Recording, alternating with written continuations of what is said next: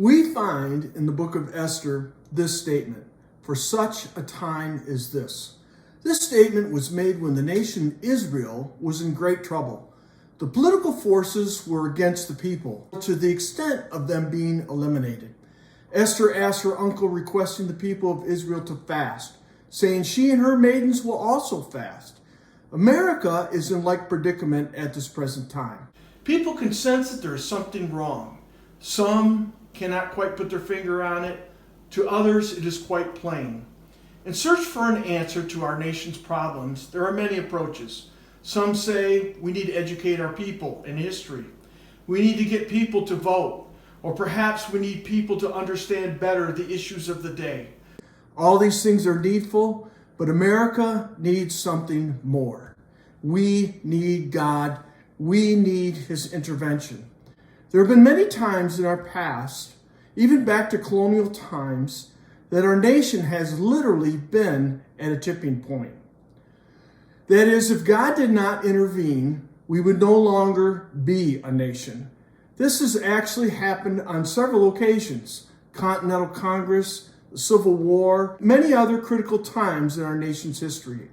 The nation of Israel in the Bible is very much like the United States in that they had a covenant with God. God told Israel that He would warn His nation, His people, when they were in trouble. It is at this time when the nation as a whole has turned away from Him. These warnings have taken on many forms: God's nature, economic problems, weakening of the military, even political oppression.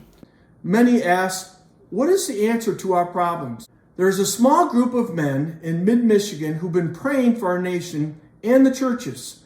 We are calling for a fast, which is at a time when we as Americans call upon the Lord, that is to pray, seek God's face for answers to our issues. Fasting is doing away from personal needs and to concentrate on seeking the Lord to help us in our present situation. What can this look like for you?